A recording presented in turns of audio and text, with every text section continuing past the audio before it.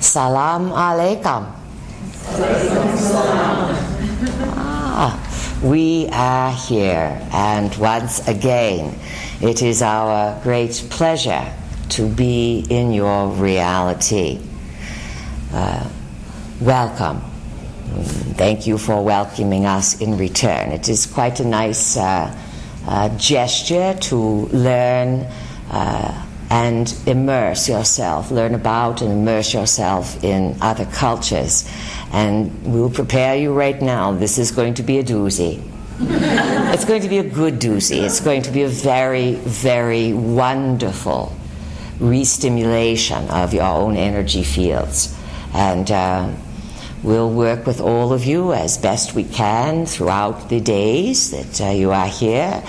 Remember that mysterious Morocco, Gateway to Atlantis, is the title that drew you all on this journey. And we will remind all of you right now that there are lots and lots of people who are very interested in hearing about this journey.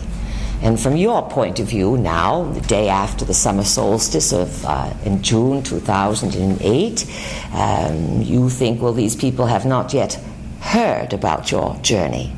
But we would remind you that from the larger scheme of things, all time is simultaneous. Think about that throughout the journey. All time is simultaneous. So where are those other times stored if they are all happening in the now? So people in the future will be listening to these recordings, and there are, let's say, and as you walk these lands, the gateway to Atlantis, you will be walking in your own footsteps. And we can truly say that your footsteps were a bit larger at some of these various lines of time. And we welcome you to open to these considerations and to fervently feel what this land is gifting you with. There are no accidents, no coincidences in the larger scheme of existence. Everything is interconnected in a fantastically multifaceted beauty. Sometimes you think it's hard to see the beauty in some of life's situations, or let's say situations in nature, etc., and you pass judgments. This is not good to do, and this is very bad, and this is exalted, and oh, this is the best. Allow yourself to really feel that throughout the annals of time, consciousness expresses itself through curiosity. And indeed that curiosity can get you in a bit of a karmic payback, so to speak. You have an expression on your world, curiosity killed the kitten, or something like this. There's lots of truths to your expressions, but they are not necessarily literal. But curiosity is the core impulse of the multiverse, along with creativity. And being that the multiverse is filled with consciousness, and you are part of the multiverse, and you consider yourselves conscious beings, you are curious at the core. And there is a point and a purpose to your curiosity. Your curiosity seeks out new flowerings in the garden of the mind. It seeks out new experiences. Is that not the same what you do in life? You look for something to refresh you, whether it is a new piece of your wardrobe, or something to read, or something to eat, or you're always seeking something a little bit different. And people who do not, you call them stuck in a rut, yes? And what happens to people that get stuck in a rut? They lose their energy, yes? They lose their vitality. So realize that as you walk this land and you enjoy retracing your footsteps and stepping into some old footsteps of Atlantean historical importance, that your now is your point of power. And this year, these next number of days, 10, 12 days, whatever, this is where your power is. And when you make a decision in the now, it ripples out into all the other nows. You may be thinking, wow, what a big mess. If all those nows are making decisions, how can I even come up with some clarity? Well, first of all, we will congratulate you all for self-selecting yourselves and getting yourselves here. And you come for a reason. And that reason is to, let's say, re-stimulate the garden of your mind, to enhance your own curiosity and excitement, to learn more about how you can lead a significant life on the earth. And from our perspective, when we take these sacred site, so-called historical journeys, we take you for an adventure along the lines of time. An adventure that will last for many, many, many lifetimes. An adventure that you will think back on over and over again. An adventure that will grow in significance and purpose and beauty. We also will add that being that Morocco and it was and considered to be a gateway to Atlantis. You have the Atlas Mountains that you will be venturing into shortly. As our vehicle mentioned, Atlas was considered to be the first high priest of Atlantis. And some of you may wonder, well, where exactly was Atlantis? Well, there's all sorts of conjectures. People have named Atlantis, they think Antarctica's Atlantis, they think Rhodes, island of Rhodes was for Atlantis, or Crete, or many, many, many places. Canary Islands, just off the western shore here of Africa, where we are. Remember, we are in Africa with you. So the Straits of Gibraltar, just let's say over the way, were considered to be the gates of Hercules. Hercules being, let's say, another famous Atlantean giant of tremendous stature and power. So, with all of this in mind, realize that many avenues of time have been converged here on what looks like the shoulder of Africa. As you come here to walk this land as conscious beings, purposely open to ideas and energy, to heal the lines of time, to run energy through you, and to help all of your aspects, all of your personal simultaneous lives, and whatever it is that drew you here, to come into some sort of, let's say, resolution. Many of you are very familiar with our work. Some of you are just learning about it. By the end of this journey, perhaps you will all understand yourselves from another perspective. We have used various metaphors and analogies in our teachings with humankind.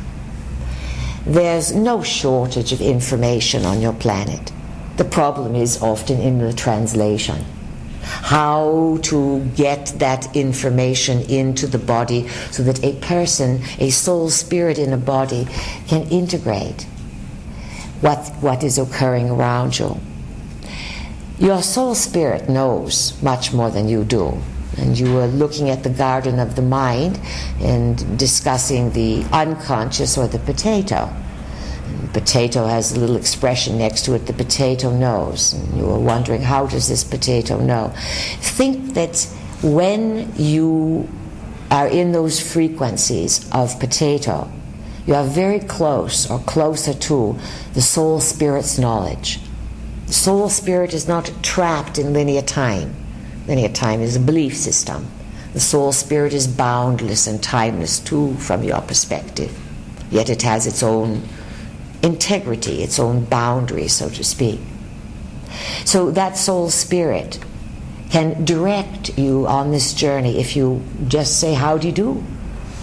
You acknowledge that there's more going on than just your decisive mind getting you here. And when you say hello to these aspects of self, they tend to start merging with you, and they help your garden of the mind to blossom, bloom, and bear fruit, of course. So, now, to review, for those who are not here and those who are here, we are gathered in Fez, the spiritual, religious center of Morocco.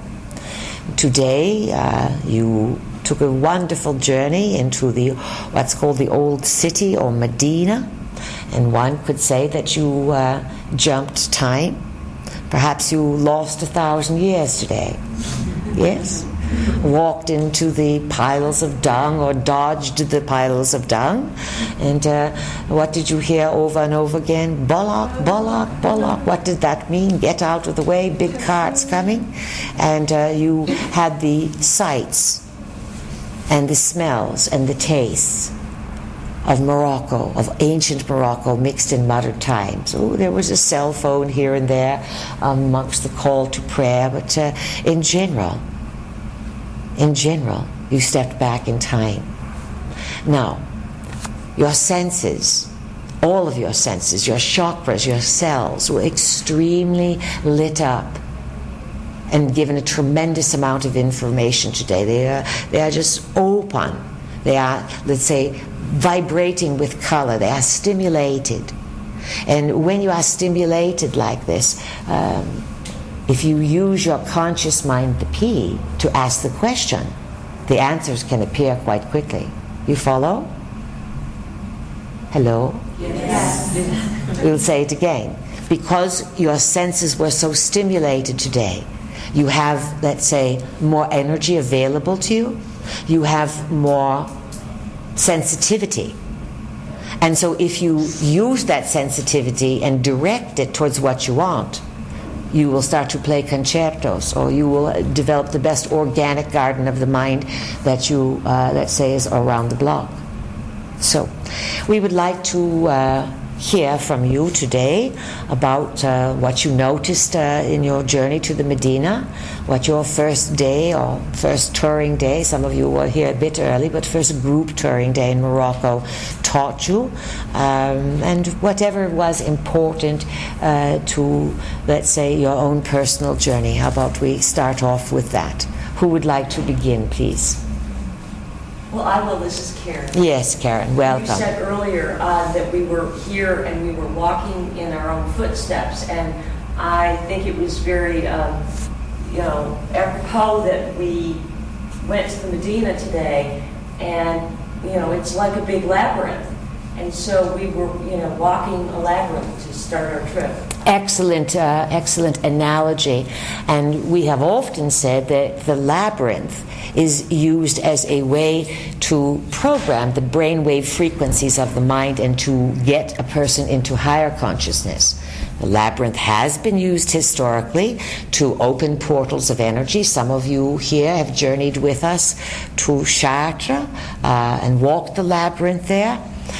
Some of you perhaps have even been to Crete, where the old, it's no longer there, but the story of one of the stories of the early use of the labyrinth with Ariadne and Knossos. So a labyrinth does change brainwave frequencies.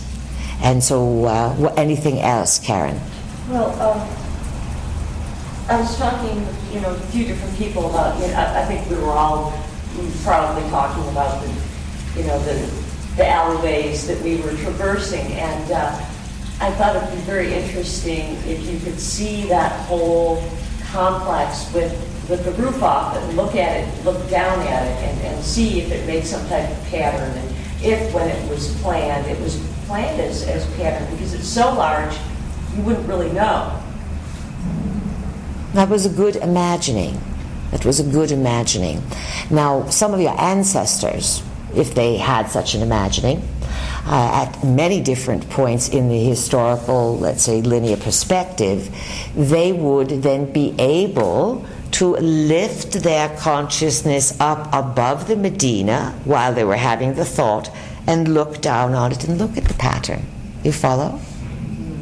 Because, let's say, part of what's not being used today in the brain-mind complex are, let's say, highly skilled attributes that afford you a whole new way of using the body. We have often said that one of the biggest tests of today's society is to succumb to the world of technology, where you will eventually lose your minds,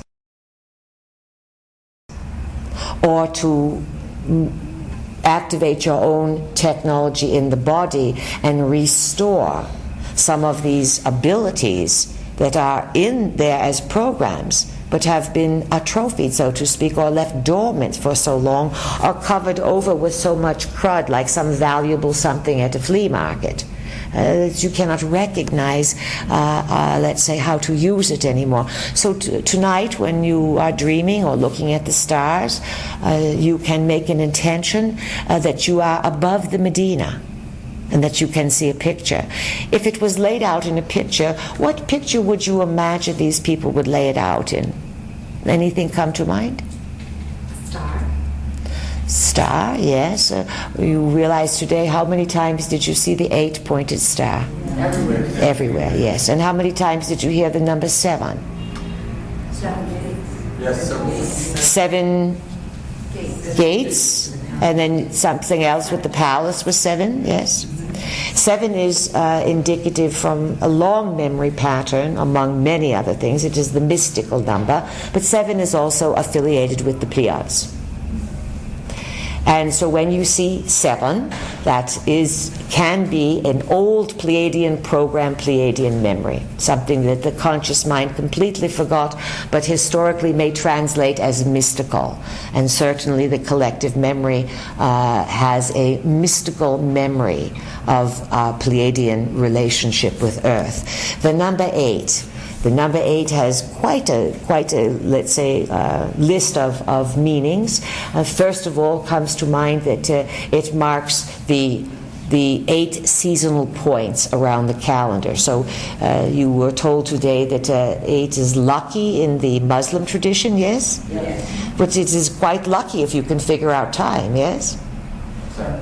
And if you understand the 8 points of the seasons, meaning the solstices, equinoxes, and the halfway point between them, which are called the cross quarters. You go to Rome, you will see the 8 points everywhere. You go all around the world, you will see the 8 points. It is a way of telling time. It has nothing to do, let's say, with the localized minuetae of linear time you have now. It is more a map to say, at 8 times of the year, the energy between heaven and earth is accentuated, and it flows in great abundance. And you have translated to marking the seasons, and that indeed it does. 8 is also the sign for infinity. It is also a sign for what you call your genetic code, or DNA, representing what you call the double helix. It is also a sign of bloodline. So you may encounter some place where you have the swirls of 8s moving together, and this may be, let's say, a key. When modern people, let's say the modern Arabs, and from modern time, let's say, what will we call modern time? Sometimes modern time means today, sometimes modern time means from 2,000 years ago forward. So let's go back 2,000 years ago and come forward. The people from that period onward would have, let's say, seen an old world slip away. The era of the giants. There were still giants around, of course, 2,000 years ago, no doubt about it. But the very large giants, the massive ones, would have, let's say, already been dead and gone, and their story, just, let's say, they would be supreme antiquities. Vikkel was mentioning to you that in the historical record there is a story that mentions a Roman coming to Tangier, which is in Morocco on the coast, seaport area, and some say it is the gate to Morocco. Tangier is where a Roman person, the first millennium, yes? So 100, 200 AD, something like this, and he was shown a grave site of an 85-foot giant. Now, 2,000 years ago is not so long ago, especially if there was a burial site, do you understand? But today people may not know about it at all.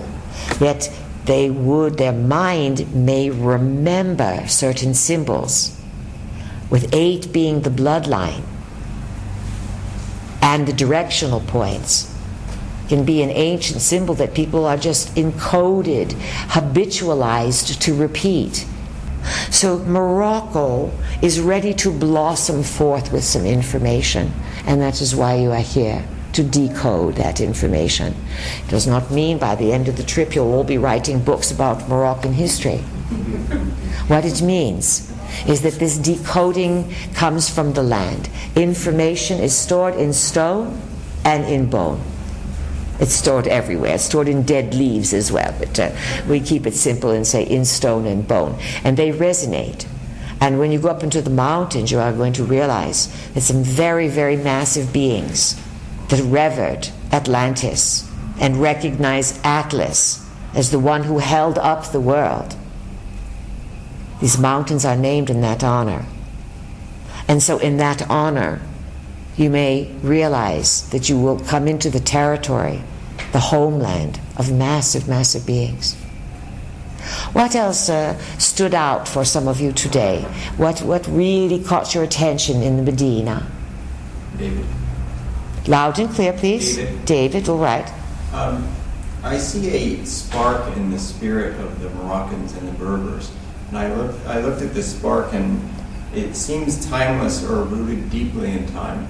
And I was wondering what you could tell us about how the history of this area relates to their spirit. Well, there is an aliveness in the land. And, you know, people who have spirit and who maintain their fortitude all over the world, it is supplemented and fortified when they have the land that supports them.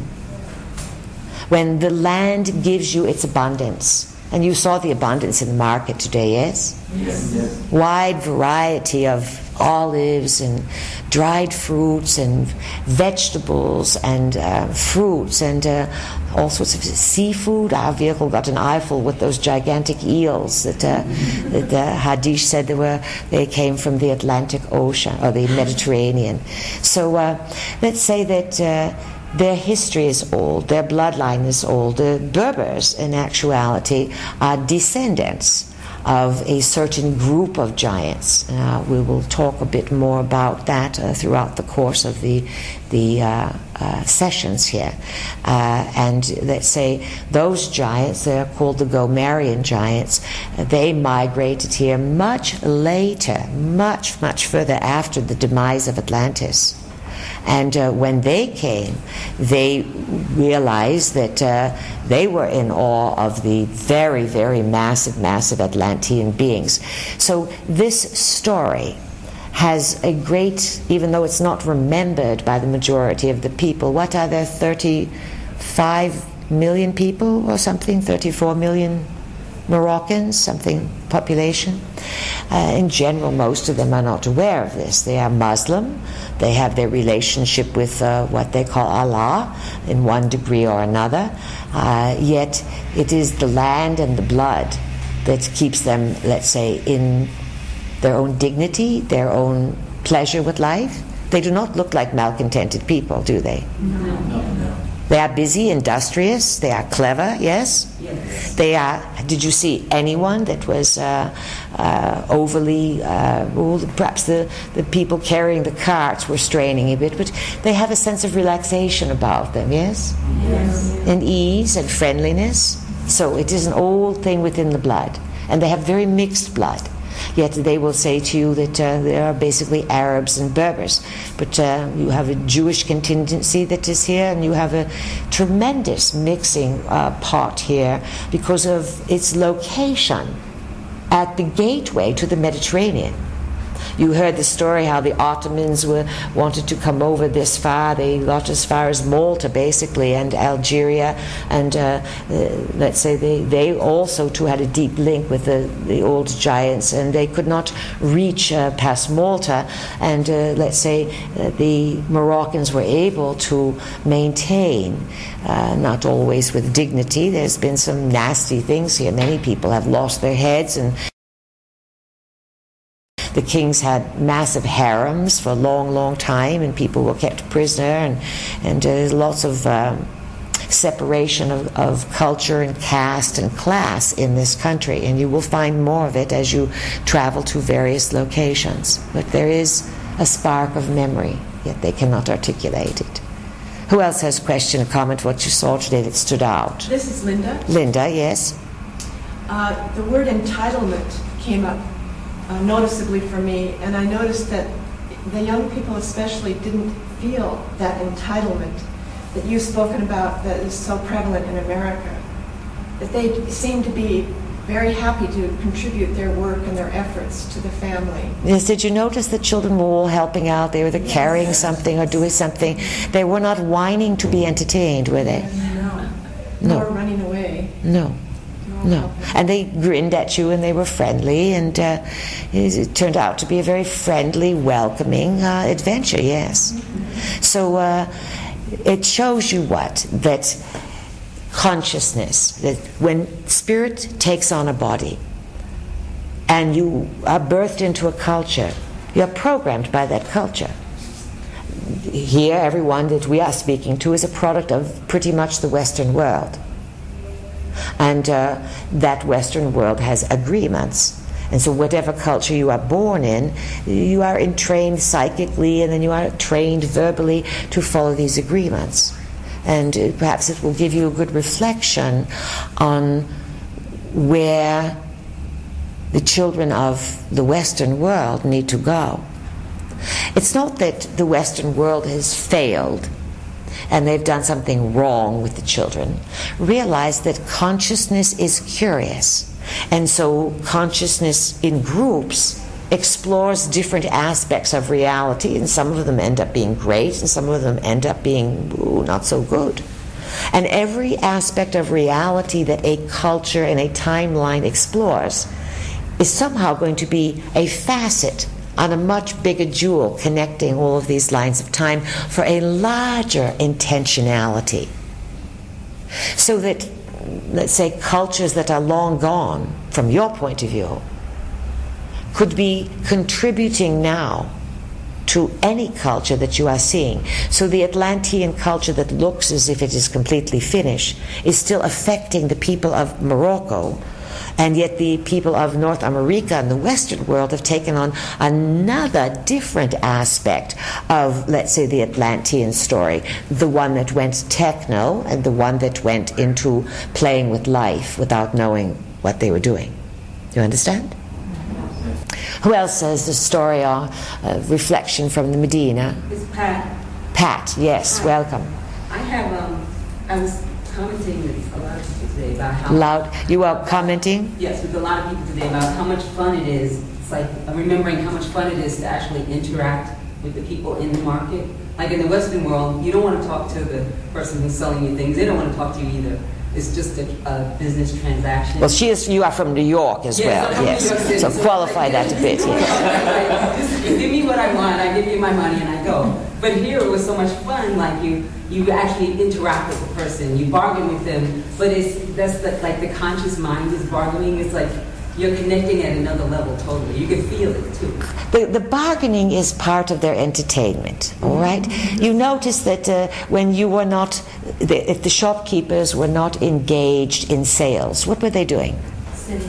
Sitting, talking, having a tea, relaxing. Some of them were busy, but they weren't all on cell phones or computers or TVs, were they? Or radios blaring. They allowed the natural sounds and sights of the moment to entertain them. So their nervous systems would be more stable than yours. Do you understand this?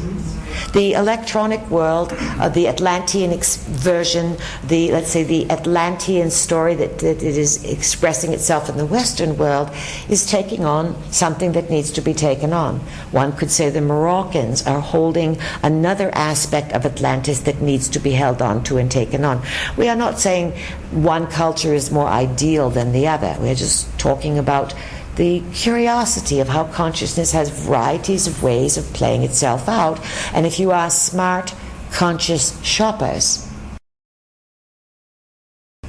you will recognize when someone is doing something that can work for you and apply it to yourself. Ideally, all of you, when you return home from this journey, you will slow down a bit more with intentionality.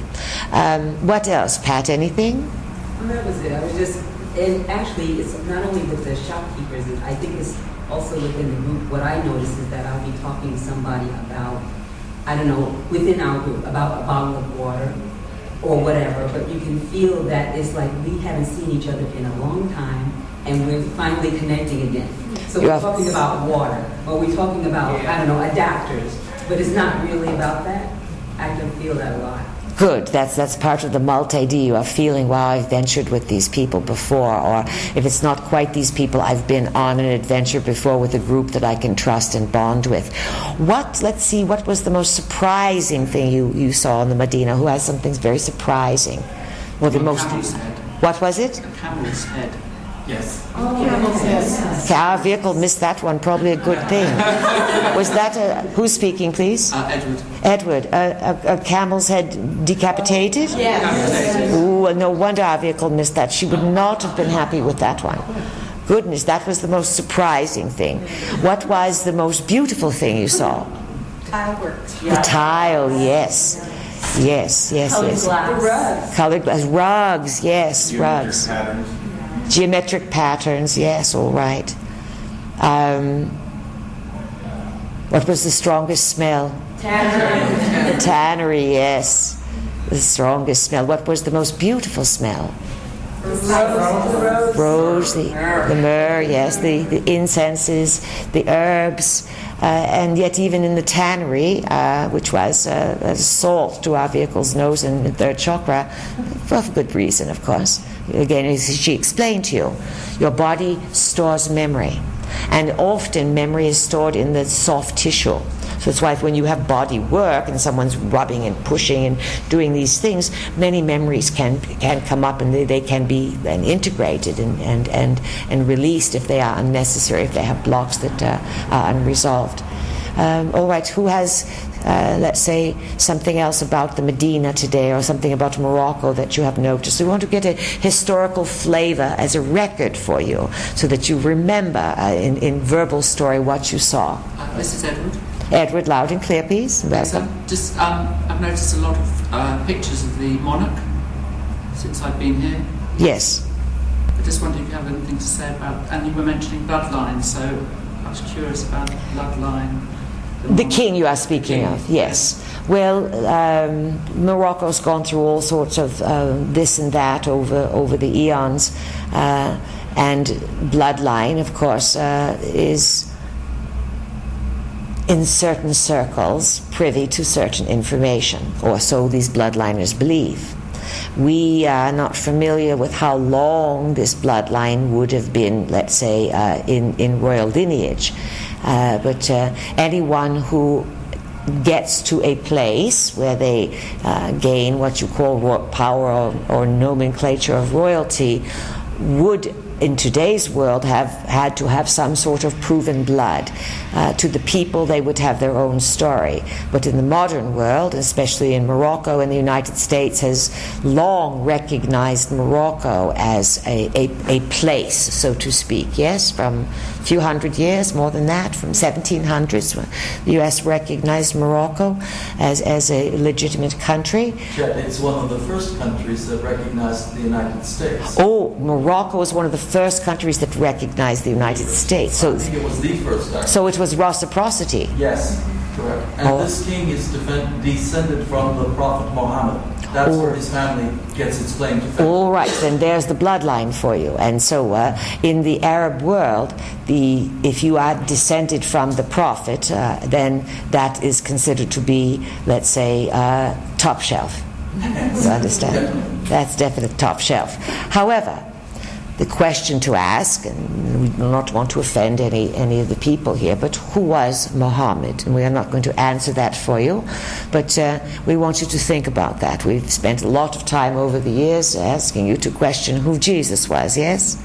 And some of you have turned that one inside out over and over again, and we've been extraordinarily successful in, let's say, helping to dismantle that Jesus belief system, because it's just a belief system.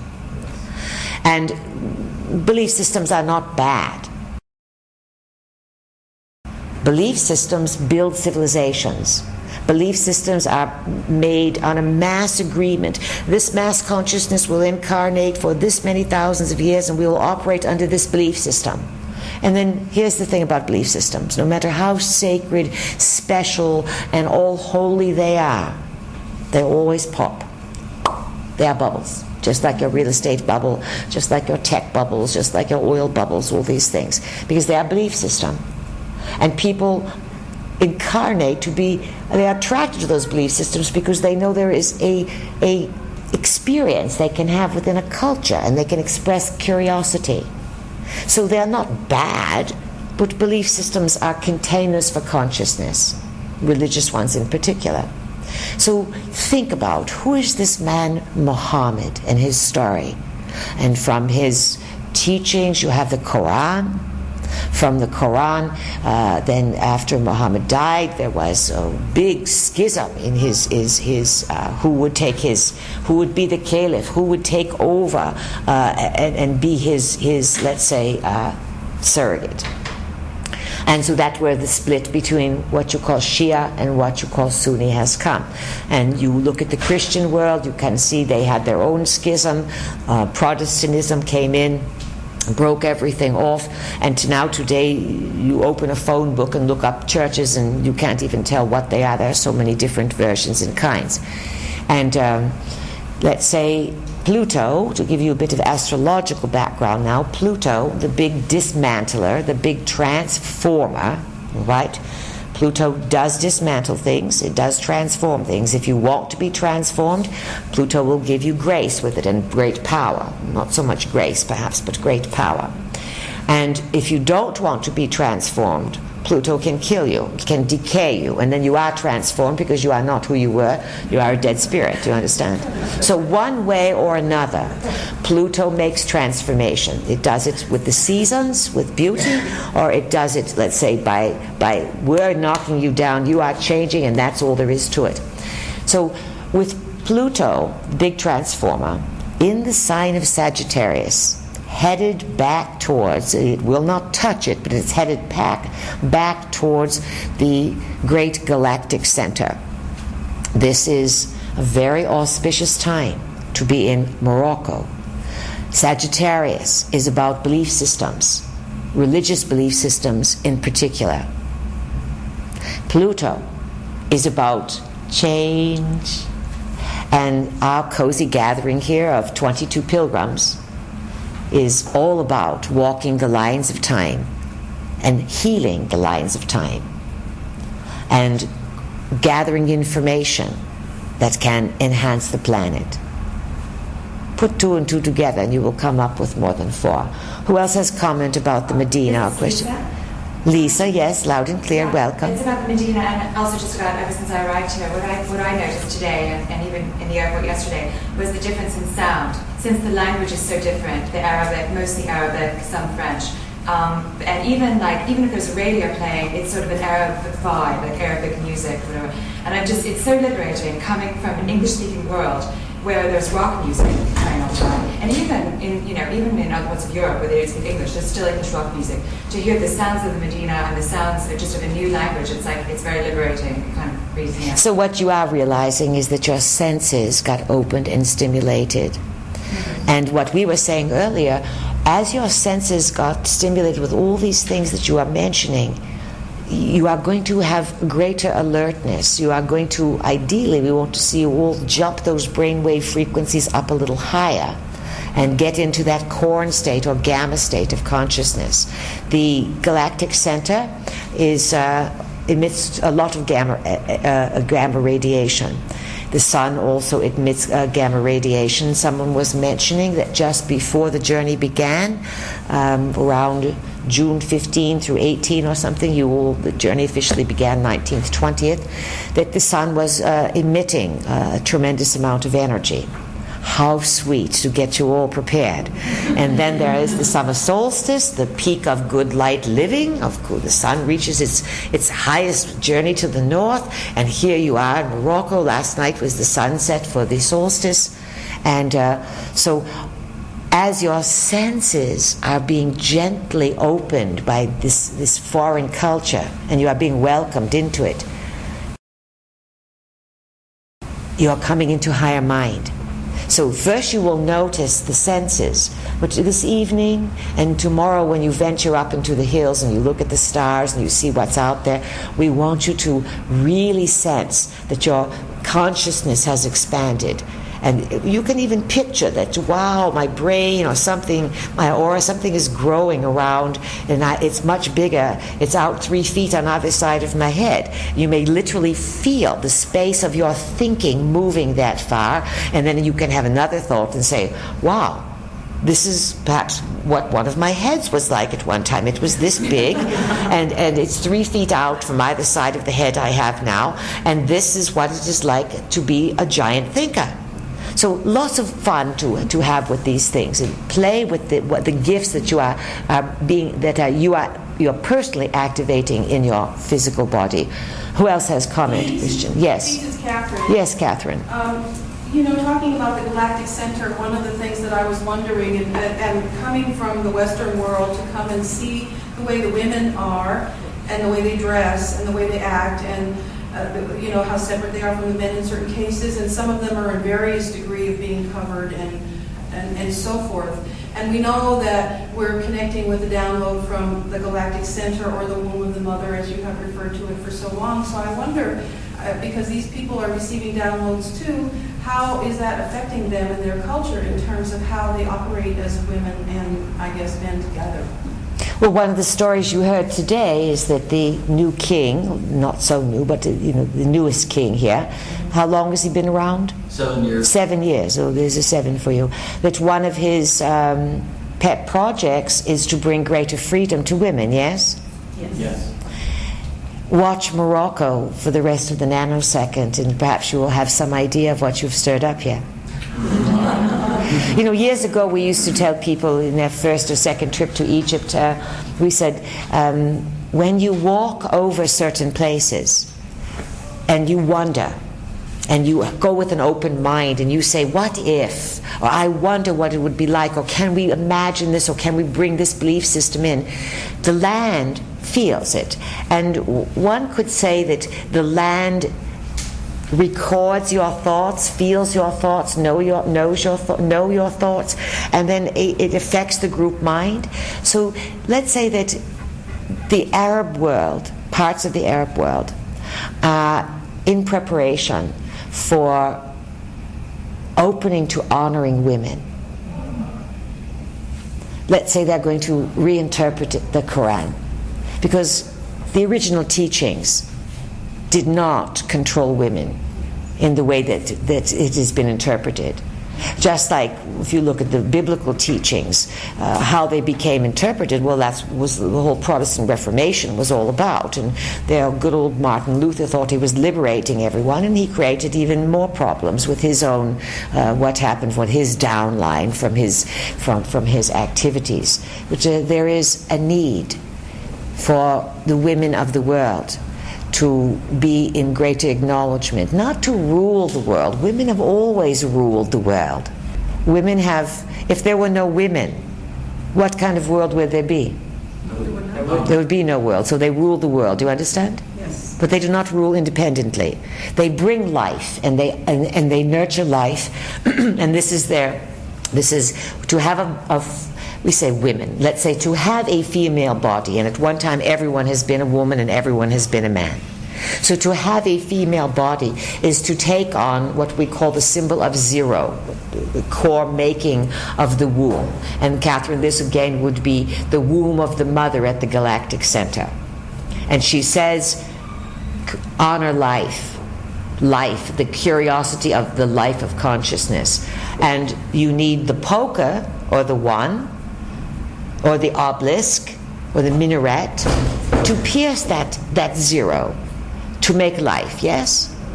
So it is the combination. But the woman's role is to bring that life forward and to nurture it and to honor the earth and to provide the food. She has taken this role. And the man has taken the role of, I will go out in the world and anchor. Men are the ground.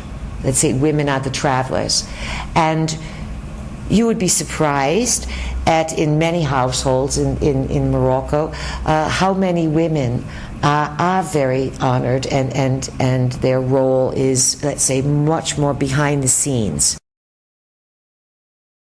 Yet the whole entire Muslim world is ready for an upgrade in how they treat women, how they may treat animals, how, let's say, they can, assimilate what's really in their bloodlines and rise beyond conflict and rise to a dignity. That is a role that the Muslim world has to offer itself, and a gift to the world, to lay down the fractions of the deciding to fight for what you want. It does not work. It does not work.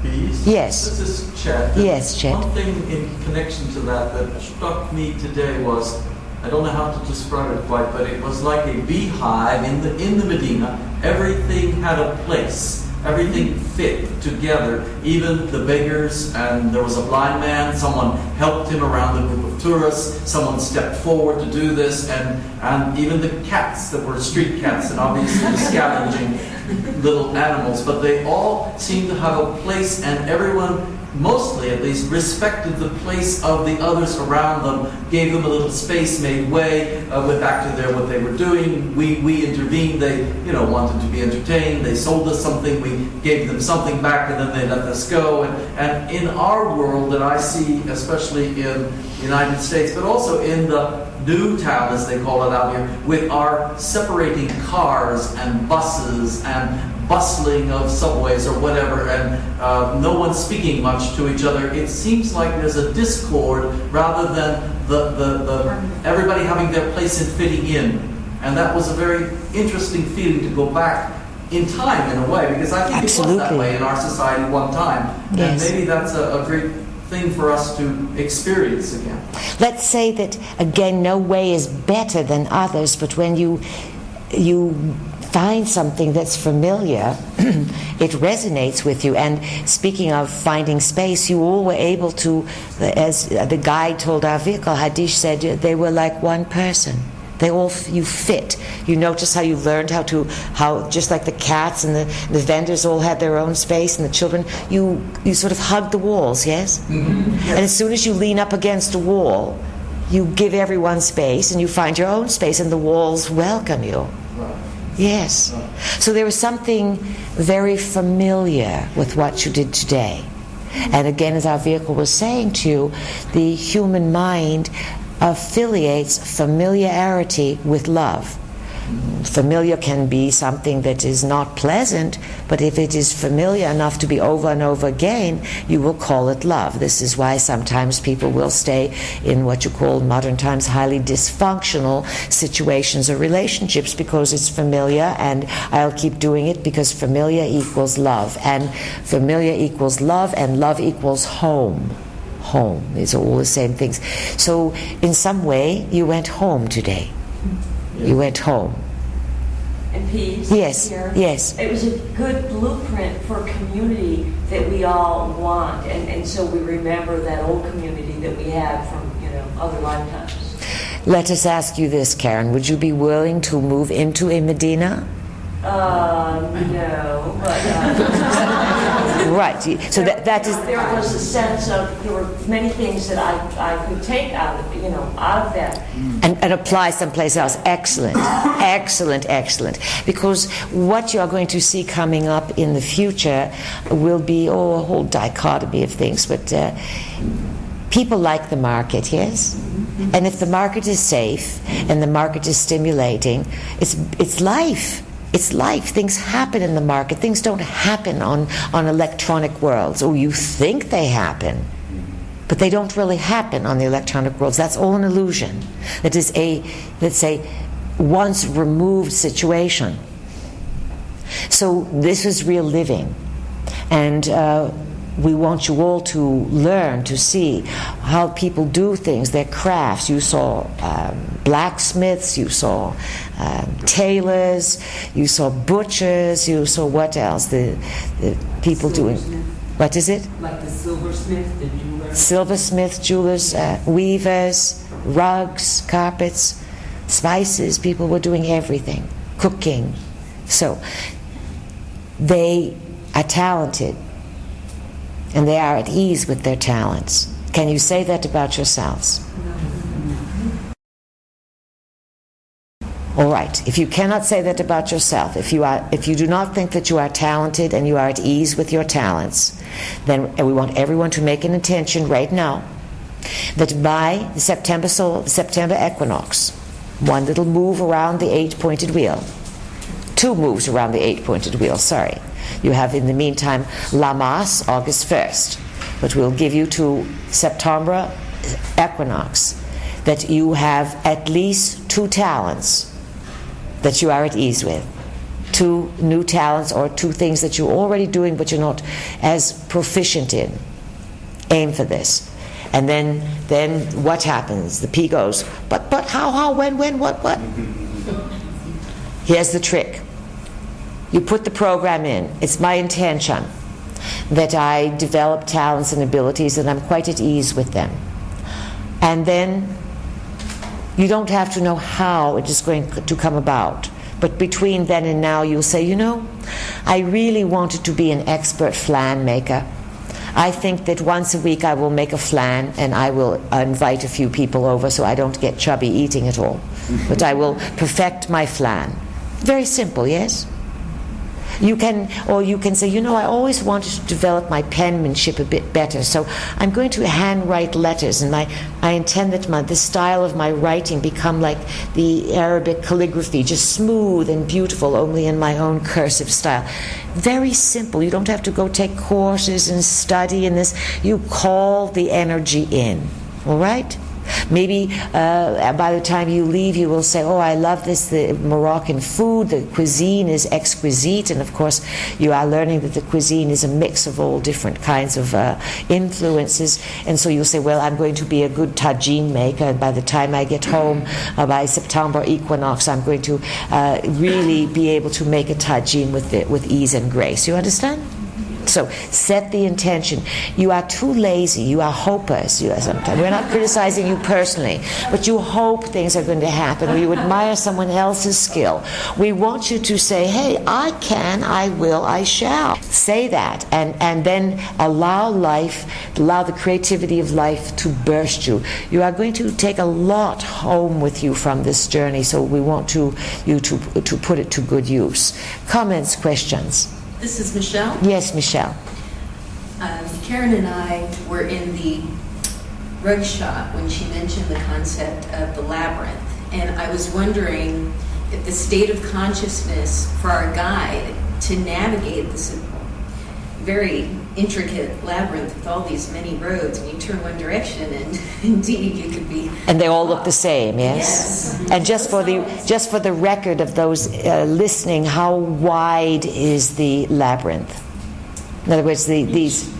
You could stretch your arms and touch both. So some of them would be 6 feet, 8 feet wide. A wider one perhaps would be 10 feet, yes? Yes. So you are talking quite a bit of a maze. Indeed. Some of it covered, some of it not.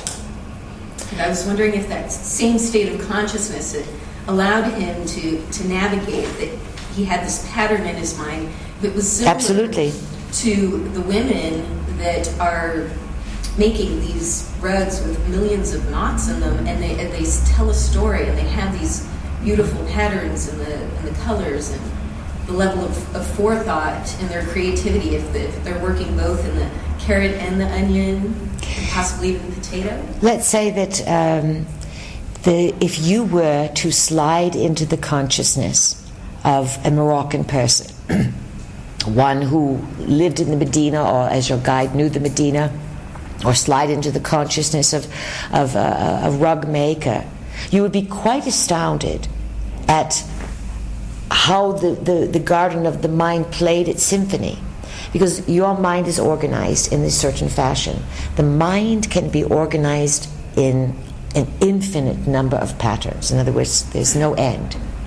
And if you put one of those on, you would be different. Just as if you went into the marketplace and bought a jalabia and put it on and looked in the mirror, you would look very different than your Western clothes, yes? Yes. And you would feel different. We want you to understand that this is the nature of the mind. It is designed so that it can adapt, so that it can find what's familiar and what's comforting, but there would be different ways of sensing and perceiving. So because of the intricacies of their, let's say, immediate experience, whether you are looking at the tiles, whether you are walking the Medina, whether you are weaving rugs or looking at rugs, those patterns would afford the people here to think and to arrive to conclusions in different ways than you do. If you were to learn Arabic, or you knew someone who spoke Arabic and English very, very well, and you knew them for a long time, you would understand the mind uses different words, it comes to different conclusions. These people laugh more readily. Yes? They're ready for a joke all the time. Yes. You say any silly thing to them, and our vehicle says, I want the Berber discount. Oh, they laugh, they think that's so funny. Yes, so yet, let's say, they have a ceiling around that thinking process because of their belief system. You have a thinking process, but you have a ceiling around your thinking process because of your belief systems. That's what's happening for the planet. And there's much that these people can teach you about their thinking patterns that you can adapt. And as you decide, as you are on the journey to become consciously aware of the story of Earth and its cosmic history, you can really make a lot of progress here by, let's say, in training with their thinking pattern, not their beliefs, their thinking pattern. You know the difference? Yes. Right. And how are you going to learn their thinking pattern if you don't learn Arabic? Look at the art. Let the information come in with your eyes. Let it come into the chakras. Take it in. And yes, there are stories behind it, and the potato will understand these stories. The pea does not know how to translate them yet. Question? Oh, Michelle, anything else? No, thank you.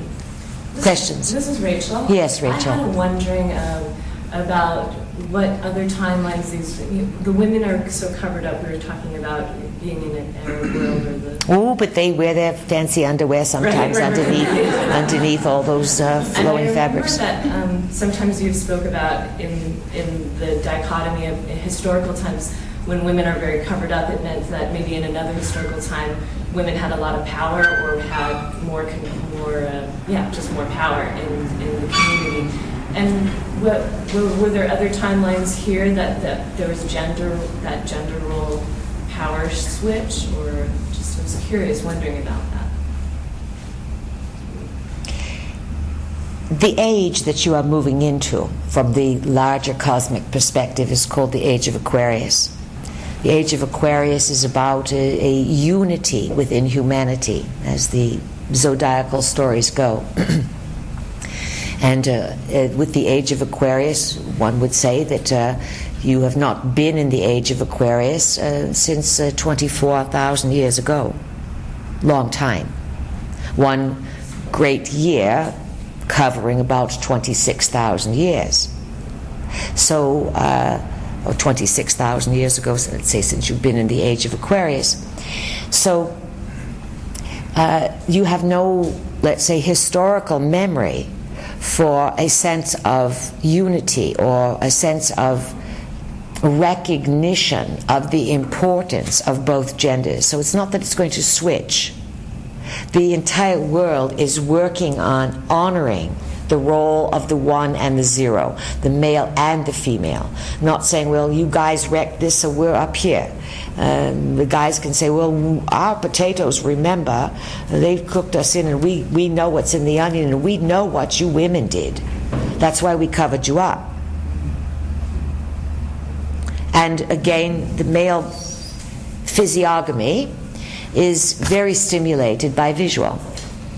And let's say that women at one time, long time ago, were some batches of women on the planet when the matrilineal was in full swing, and we're talking long period of time, we're talking variety of ways this is played out.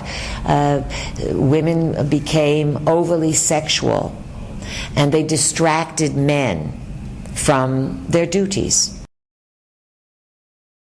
They distracted men from functioning, so that men became so full of lust, so to speak, they could think of nothing but having sexual energy. Can you blame women on this? Well, the women, let's say, took advantage of this knowing, and no person is going to really thrive if they stay solely in the second chakra. The whole idea of having these energy centers in the body is to learn how to use all of them, to evolve through them so that they are all in balance, they all serve you, and that you get every chakra sort of up and running and working with you. So in the Arab world and parts of the world where women are very covered over, one could say there is a collective memory of women being a sexual distraction. And that men, let's say, not in the conscious mind, but way down deep in the onion, the memories are there that they know.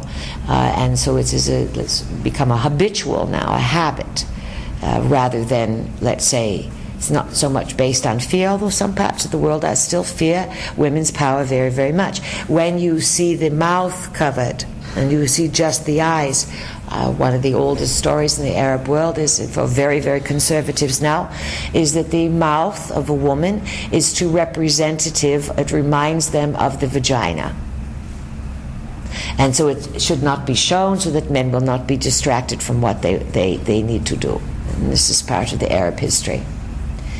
And again, consciousness plays itself out in different clusters to explore what it is like if we overdo. And then whenever you overdo, there is usually an extreme in the other end. So, for example, someone who would be fervently invested in one way of doing things, or one belief system, or one way of eating, or dressing, or acting, and have convinced themselves this is the way, or I am more evolved because I am vegetarian, or I am more evolved because I wear this, don't you know, I must cover up, etc. These are, let's say, sometimes overreactions to having been experienced in the exact opposite direction. There's no conscious memory of it, but the person or the soul spirit gets to play out the extremes. And there's one thing that consciousness does like to do. It doesn't bang around with just a few notes here and there on a piano. It likes to go ba-ba-boom, ba-ba-boom, ba-da-boom, boom, boom, boom, boom. It plays it all, do you understand? And so if you go to the extreme in one area, particularly sexually, then certainly there will be lifetimes, culture that will set itself up to go to the extreme in the other. What else, Rachel?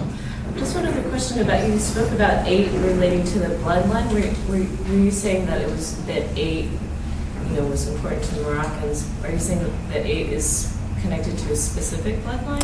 No, what we are saying is that the number 8 in some cultures now would consider to be a number of power, and if someone had something decorated in all 8s, or the shape of the 8s, or the swirls that kept making that form going together and together, it could be an indication that this person has a powerful bloodline. Again, here in Morocco, that would be very, very buried information. Yet it would be true that the number 8, but particularly as it is written with the swirls, not necessarily the 8 points of the star, but again, codes are hidden behind things, and people who wanted to withhold information or pass information forward, there were both. When people were stunned and in trauma, there were people in the know who guarded information, and they encoded it in symbols, knowing that one day it would be recognized, knowing that one day the people would come out of the trauma and awaken. There were also those who did not understand that the people could come out of the trauma, and they would hide information. So you had information hidden, and then you have information stored to awaken the unconscious mind.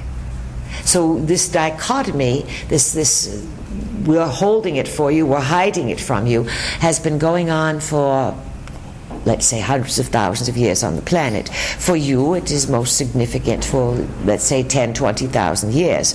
Those are the symbols that really play out. Remember, from Atlantis, one of its primary symbols is the symbol of the sun. We have said many times that the Atlanteans revered the sun because they had minds that operated in a very, very full level of capacity, and so they communicated with the sun. The Atlanteans came from many places, but from the Pleadians in part, and but they came from the Pleadians, but they came from other influences. This is a fair way to say it. And the Pleadians are, well, now today you say they are 400 light years away. The sun is much closer. It is, 92, 93 million miles. So the sun here, information could be relayed from the Pleadians to the sun. And the giants or the Atlanteans could then use their brain power to connect with the information that came with the sun. Later on, that power was forgotten. The sun still has power with you. The sun still affects your consciousness. The sun telepaths to you all the time. But you can't look at the sun and send signals and receive a signal like you would, let's say, picking up a phone and hearing conversation. The Atlanteans could. They revered this communication device, passed the symbol down, and over time that symbol has been revered in every culture, and everyone has assigned a variety of meanings to it. Remember, your scientifics today pretty much accord that you use a very small portion of your brain, and that you also use a very small portion of your own DNA. And it's something like, they say you use not even 10% of your brain power. And it's also somewhat similar. We'll let the truck pass there. Oh, it's the train. A little bit of sound. And they say that you use only, there's 95, 93% of your genetic material that is called junk. Well, let's see now, if we put 95% of the junk DNA together that's not being used, and put 95% of that brain power together that's not being used, what do you have? Not much. Say it again, please. Not much left. A lot of potential. Yeah. Well, do you realize how much you have in just your little bodies that is not being used? Right. So if there were beings 85 feet and 100 feet, giants, and they used all their DNA and all their brains. Imagine that one. Let's do a Pilates of the mind. Imagine that one. What was that reality? And why was it lost? And why did the giants degenerate? Yes, they had brain. Yes, they had brawn. You don't have to answer that. Let's hear some more comments, questions. These are things to think about. We have many days with you. This is Catherine. Catherine. We were noticing, I was talking to Karen actually, and we were noticing about the intricacies of the carvings, very, very dense. And we actually were talking about how in Rosslyn Chapel they were saying it was used to hold energy or to trap energy, depending on how you want to look at it. And you were talking about how there's been information stored here that so that we would wake up to it. So I was wondering about that. And then the other thing... The screens you are talking. Some of the screens? Well, they were on walls, too. Oh, the wood carvings, all right. Well, they were stone. Plastered down. Stone and plaster. Or think about all these carvings as a cookie cutter of energy. Right. You have gone down a strip in America. They're all the same, yes? Yes. And how do you feel when you go down these strips? Flat. You don't feel good. But that energy, the size and shape of everything, the wires, the buildings, that is a cookie cutter, an imprint on the dough of reality. Here, the cookie cutter imprint is different. And that's what you sense. So remember, here's something important. We've said it many times, but it'll mean something to you here. These intricacies of beauty that you are seeing, the marble, the mosaics, the various things, beauty opens your psychic senses. You become, well, let's say it opens the senses and you become more psychic. All right? So when you have beauty around you, you are going to naturally be more psychic. You would be very surprised about how psychic these people are. How they intuitively know who needs help, how to be there. There's a whole, as Chet said, a sort of hive thing going on, this community within the labyrinth building energy. They have very strong psychic agreements. Hadish did tell our vehicle that the children today, they all want the technologies, they all want the cell phones. And it's going to be the end of society. Many of you think technology is cool. It's not. You've misused it as a society. And we gave a big talk the other night at home class about the machine kingdom, and perhaps another session we will get into the machine kingdom with you here to understand thank you. How machines affect consciousness, and machines cannot build themselves. They are a kingdom of consciousness. They enter various worlds. Every form of consciousness must integrate and figure out how they are going to use the machines. Some keep them away for others, and some turn into the machines themselves. It is part of consciousness. But in the Western world, you have taken on the Atlantean karma of the machine kingdom. And let's say the machine kingdom comes in very slowly, and it gets you to build it. And it can get you to build it in such a way that once it's in charge. And this is an Atlantean drama being replayed in the Western world that is now dribbling out into every place else. It'll be very fascinating to see if those machines, which say they're friendly and say they're going to change life and help you, if everyone in the Medina today were given a cell phone and they were given 20 years worth of free calls, how long would the Medina last? Do you understand? Yes. So as they bring this into their culture and they bring this into their children, this is a collective issue all over the planet. Soon, more and more places are going to forbid first cell phones when they realize how many people are getting ill over them, how many brain tumors people have, how many tumors in the body, and they're going to be banned. And let's say by the year 2010, 2 years from now, summer of 2010 is going to create some big energies. We'll go into that another time and remind us to describe it to you. But some big energies come down the pike, summer of 2010. Pluto basically squares Saturn, and Saturn and it also squares Jupiter and Uranus. And you've got some oppositions and squares there, and it's all in the cardinal points, and it's going to be, wow, this is going for it. Technology will splatter onto the planet in ways that you never dreamed of, and you will get a whole new super duper level of technology that will shock you. And then the revolution will occur and people will not want technology. And by 2011, 2012, there will be places that will ban technology and people will start to move away from technology.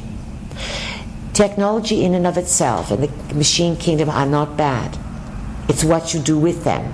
Not you individually. Yes, you each can work them consciously, but it's what the society has created with this mass movement that you have no control over anymore. So think about these things. You do always have control and power in your dreams to change the mass consciousness, to affect the mass consciousness. So we would ask all of you to dream well here. Before you fall asleep in the evening, make an intention for the kind of dream you want. I want a rejuvenating dream. I want a dream that's adventurous. I want to have a dream of memory from Morocco. I want to have African memory come forward. I want to have cosmic memory. Program or set intentions for your dreams. And let's see if there's any other bit of homework here we can give you while you are on tour. Our vehicle already asked you to develop your fluency in Arabic, if you would. That sounds quite fancy there, but you have your words to learn. And see if you can let yourself develop that garden of the mind. And here's a good image. When you fall asleep in the evening, we want you to picture the most beautiful garden that you can imagine. All right? And you can change it every evening and imagine that garden is growing in your mind with any kind of flora. You can have fonta, anything you want, a magnificent garden, a simple garden, or you can just dream of one big rose or one big hibiscus, whatever lights your fire. Do you understand? We want you to play with images and have fun. So the beeper has beeped. It means that our time for today has concluded. We will be back with you in a few days, but we have the harmonica here. So how about anyone else have the harmonica? All right. How about we play a little bit of a few moments of sound to thank Morocco for being so generous, to thank the spirits, the jinn of Morocco, for letting you in and welcoming. And how about we play especially that Catherine is soothed and everything works out for her with clothes and luggage in a supremely timely, immediately fixed manner. Thank you so much. Our pleasure. All right, let's give it a little bit of Moroccan Middle Eastern flavor here.